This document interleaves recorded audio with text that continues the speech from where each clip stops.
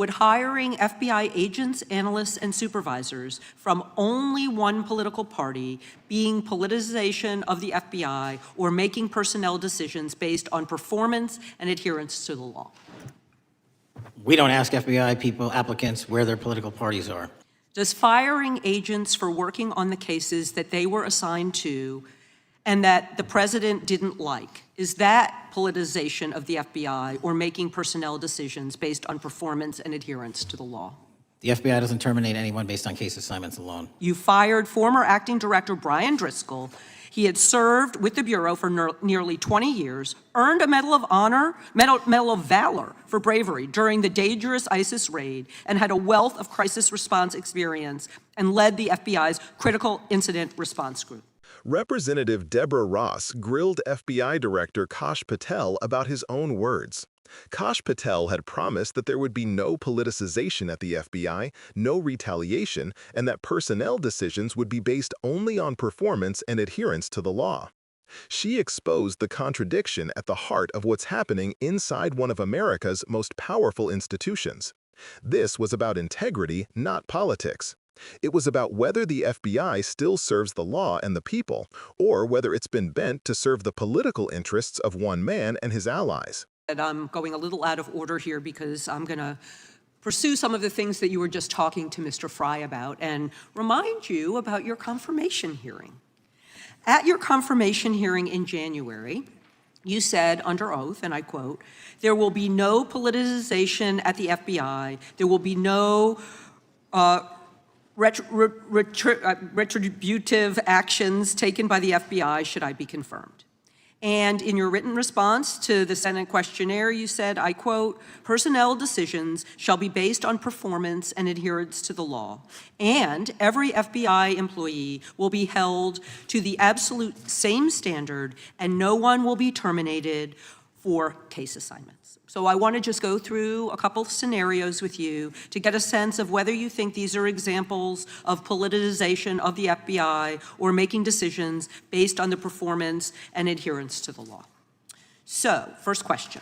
Would hiring FBI agents, analysts, and supervisors from only one political party being politicization of the FBI or making personnel decisions based on performance and adherence to the law?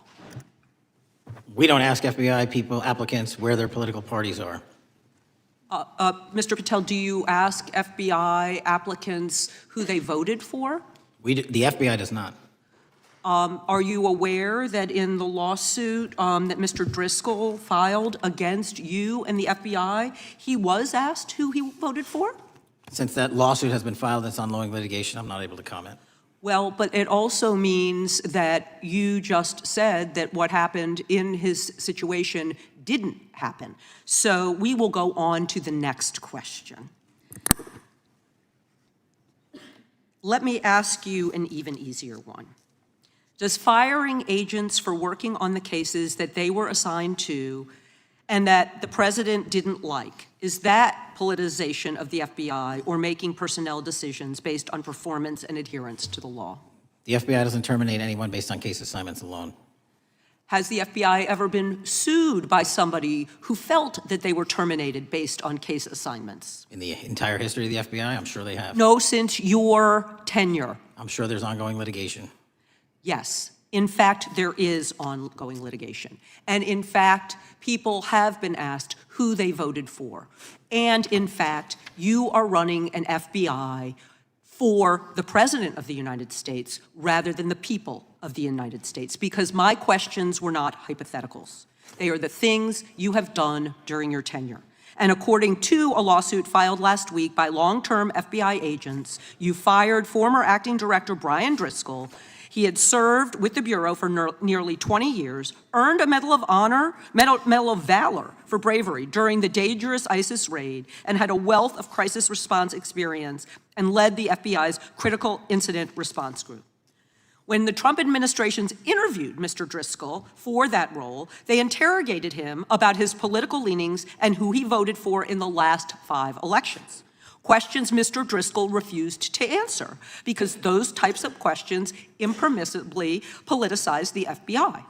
You also fired Steve Jensen, who served the FBI for nearly 2 decades and ran critical terrorism, counterintelligence, and organized crime operations, whom you once described as embodying what the American public demands of the FBI. But he was fired because he took part in investigating crimes committed on January 6th. And Trump's MAGA base lambasted you online for keeping him at the FBI. So he's no longer at the FBI. You also fired a decorated combat veteran with decades of experience in the Bureau, Special Agent Walter Jardia, because he worked on the investigation into the Russian interference in the 2016 presidential election and helped investigate Trump's ally, Peter Navarro. Director Patel, it is very clear that you have flunked your own test. You've put saving your job, which I actually believe you were being honest about during your confirmation hearings, over doing what's right for the FBI and the American people. That is not adherence to the law. Thank you, and I yield back. Ross didn't walk into that hearing unprepared. She brought the record, his own words, sworn under oath during his confirmation hearing. She reminded Patel and the American public that under his leadership, career FBI agents with decades of experience were allegedly dismissed or sidelined because they worked on politically inconvenient investigations. These weren't rookies or bureaucrats. They were decorated professionals, people who risked their lives in counterterrorism operations, who investigated corruption, who earned medals of valor. And suddenly, under Patel, their service wasn't enough. Their loyalty to the rule of law was treated like a liability. Ross asked the question that every American should be asking. What happens when the nation's top law enforcement agency starts asking agents who they voted for? Because that's not a staffing question. That's an ideological purity test. It's the kind of test you expect to see in autocracies, not in the United States of America. And the moment the FBI becomes a place where political allegiance determines job security, it stops being a law enforcement agency and becomes an enforcement arm of whoever happens to be in power. That's what Ross was warning about, and it's not hyperbole. When she listed those names, Brian Driscoll, Steve Jensen, Walter Jardia, she was naming people who represent the soul of public service, individuals who put duty above politics. Each firing sends a message to those still serving, that professionalism, nonpartisanship, and the pursuit of truth can get you punished. That's a message that corrodes institutions from within. And Patel's responses only made the problem clearer. He ducked, he hedged, he hid behind ongoing litigation, but never once did he refute the core truth, that these agents were dismissed under his watch, and that his own promises of neutrality had been broken. That's why Ross's tone wasn't just prosecutorial, it was moral.